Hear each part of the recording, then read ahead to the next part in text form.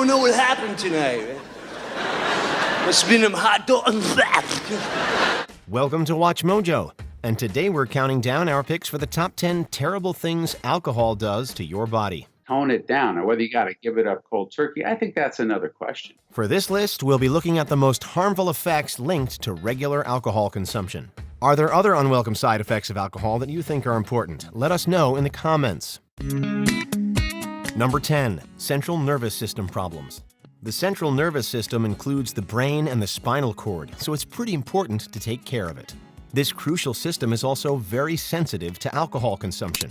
If you've ever had too much to drink and started losing your balance and having trouble seeing straight, that was the alcohol messing with your central nervous system. As a central nervous system depressant, alcohol slows down brain activity and reduces coordination. The part that seems to be affected most is the frontal lobes, which is the seat of higher thinking, planning. It's often called executive function. And besides doing all of our, higher knowledge, that's the part of the brain that can sort of control our impulses. And so it would be the part of the brain that would tell you to stop drinking. Exactly. And this is why drinking and driving is so dangerous. Avoiding alcohol isn't just good for your health, it can also save the lives of others. The math just doesn't add up. If you drive under the influence, it's going to cost you much more than you're prepared to pay. Call a cab, use a rideshare app, or use a designated driver. Number 9, pancreatitis. Your pancreas is an essential organ, producing digestive enzymes and hormones. Heavy alcohol consumption can cause the pancreas to become inflamed, resulting in a condition known as pancreatitis. A sudden feeling of nausea and intense stomach discomfort could be a sign of acute pancreatitis. Patients who get acute pancreatitis from alcohol tend to be very heavy drinkers, and that usually is several drinks a day over a period of many years. Other symptoms include vomiting, fever, and feeling pain in your abdomen after a meal. These patients typically present to emergency rooms after the diagnosis, which is based on simple blood tests and sometimes a CT scan of the abdomen. Long-term damage to the pancreas could result in chronic pancreatitis. And pancreatitis often causes problems with other organs, such as the kidneys and the lungs. While there are other causes of pancreatitis, such as smoking and hereditary factors, alcohol certainly doesn't help. Well, here's to feeling good all the time.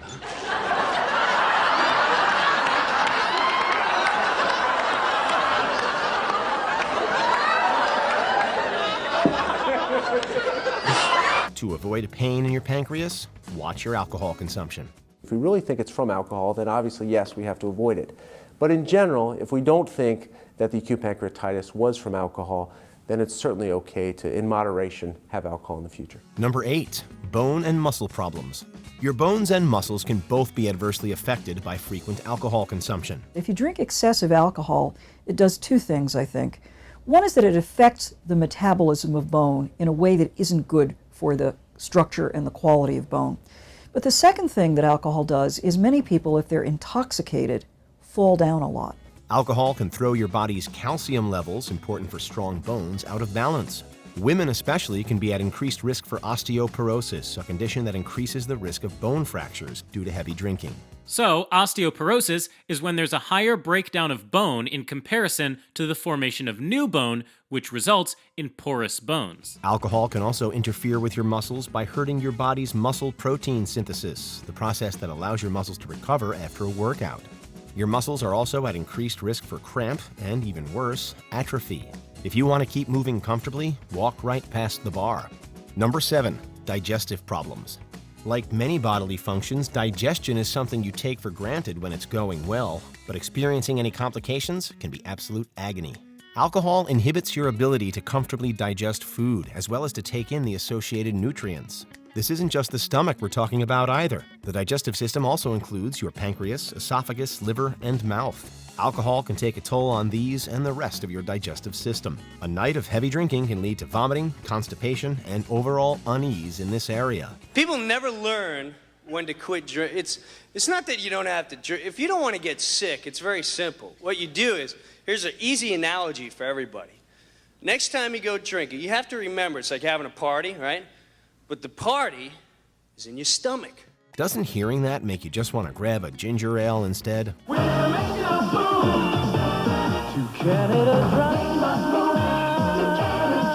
Number 6.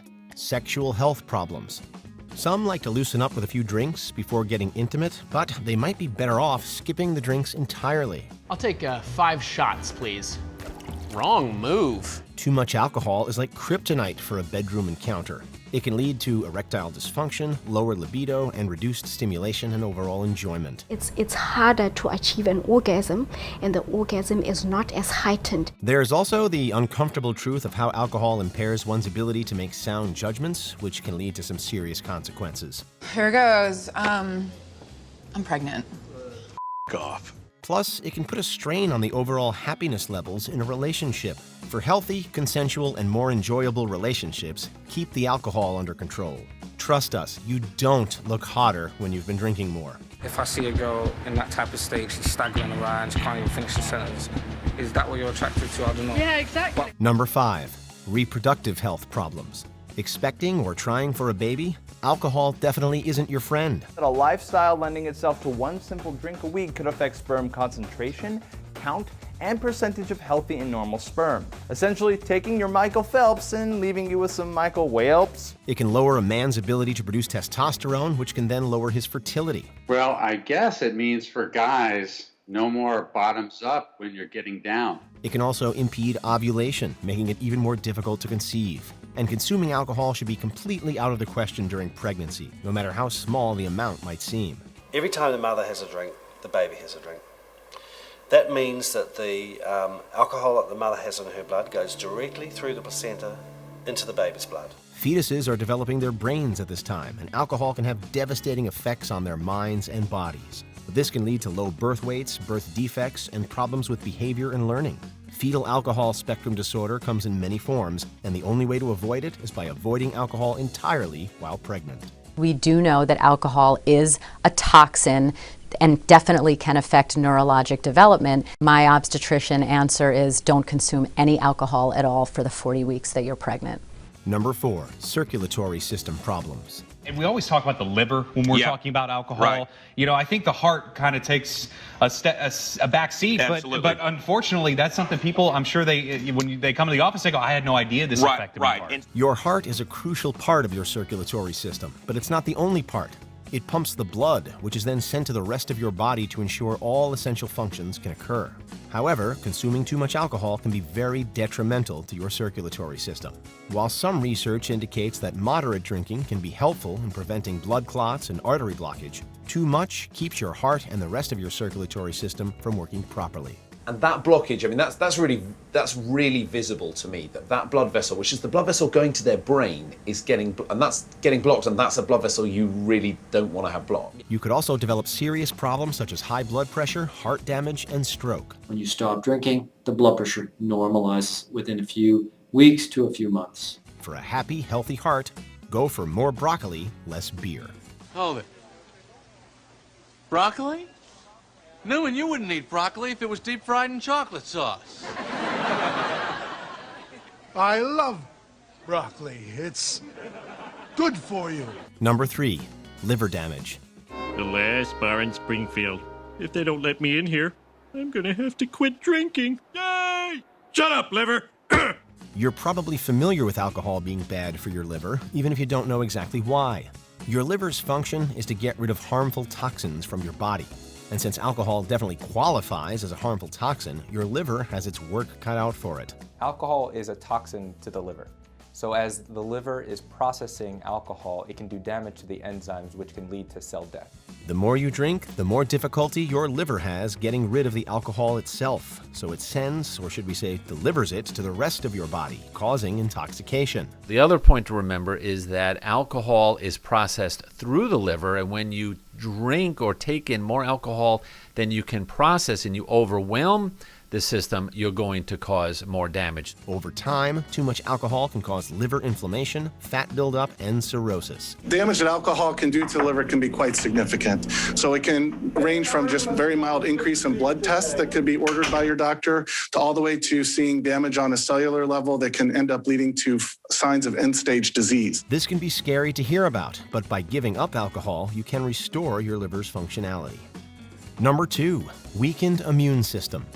Given all the negative effects of alcohol on your organs, is it any wonder it can also affect your body's ability to stave off illness? I'm not surprised by that. Drinking's not good for you, we all know that. Alcohol damages the cells of your immune system, which makes it harder to get rid of or prevent infections. Your body won't be able to fight against infection as quickly as it would without alcohol. Which means that if something nasty, so for example, if I got on the tube and someone sneezed on me, I'm more susceptible. In general, we could say that you're more prone to have an infection. And it's not just heavy drinkers who should be worried. Even one night of drinking can negatively affect your immune system for a period of time.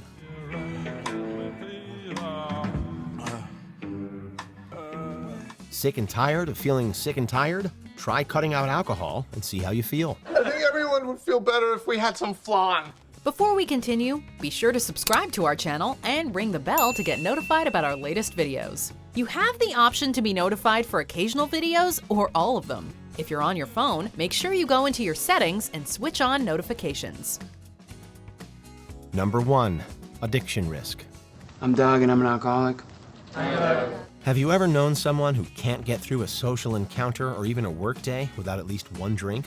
Alcohol addiction is real, and it can ruin your life. Over 50% of the likelihood that a person's going to end up with addiction has to do with their genetic history.